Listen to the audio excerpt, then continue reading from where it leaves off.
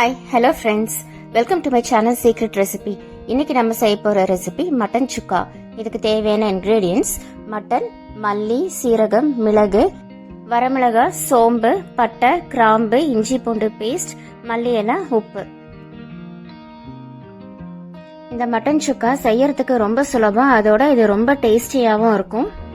இந்த மட்டன் சுக்காக்கு நம்ம ஃப்ரெஷ்ஷா மசாலா அரைச்சு செய்யும் போது இதோட டேஸ்ட் ரொம்ப அருமையா இருக்கும். இது சூடான சாதத்தோட நம்ம சாப்பிடலாம். அதோட இட்லி, தோசை, சப்பாத்தி இது எல்லாத்துக்குமே நல்ல காம்பினேஷனா இருக்கும். இந்த வீடியோக்குள்ள போறதுக்கு முன்னாடி சீக்ரெட் ரெசிபி சேனலுக்கு சப்ஸ்கிரைப் பண்ணுங்க, சோ தட் என்னோட நோட்டிபிகேஷன்ஸ் எல்லாமே உங்களுக்கு உடனே வந்துடும். இப்ப வாங்க இந்த மட்டன் சுக்கா எப்படி பண்றதுன்னு பார்க்கலாம். நான் இப்ப மட்டன் 1/2 கிலோ எடுத்திருக்கேன். சின்ன சின்ன பீசஸா கட் பண்ணி நல்லா கழுவி எடுத்து வச்சிருக்கேன். இது இப்ப நம்ம குக்கர்ல போட்டு 6 விசில் வச்சு எடுத்துக்கலாம்.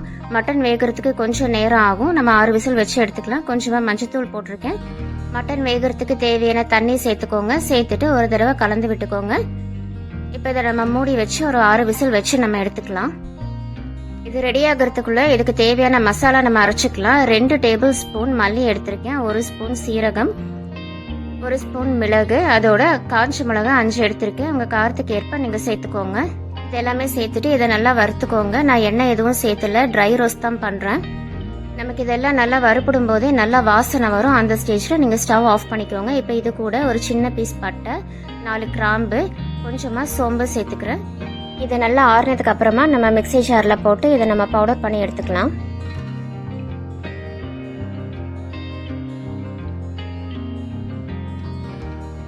இதை நல்லா ஆறிடுச்சு. இப்ப நம்ம ஜார்ல சேர்த்துக்கலாம். சேர்த்துட்டு இதை நம்ம பவுடர் பண்ணிக்கலாம். ஜார் ஈரம் இல்லாம பாத்துக்கோங்க.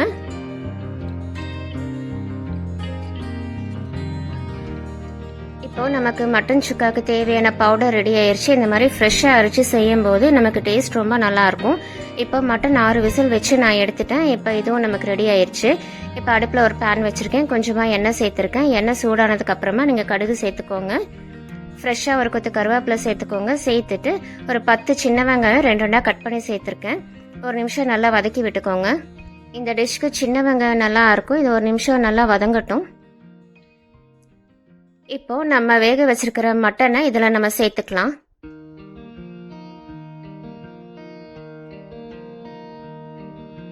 சேர்த்துட்டு இதுல 1 ஸ்பூன் இஞ்சி பூண்டு பேஸ்ட் போட்டுக்கோங்க.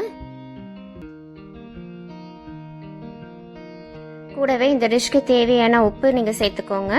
சேர்த்துட்டு நம்ம ஃப்ரெஷ்ஷா பவுடர் பண்ணி வச்சிருக்கிற மசாலாவை நம்ம இதுல சேர்த்துக்கலாம். நான் 1.5 ஸ்பூன் அளவு நான் சேர்த்திருக்கேன். உங்க காரத்துக்கு ஏற்ப நீங்க சேர்த்துக்கோங்க. சேர்த்துட்டு ஒரு தடவை இதை நல்லா கலந்து விட்டுக்கோங்க. கலந்து விட்டுட்டு இது ஒரு 5 நிமிஷம் நம்ம அப்படியே மூடி வச்சிடலாம்.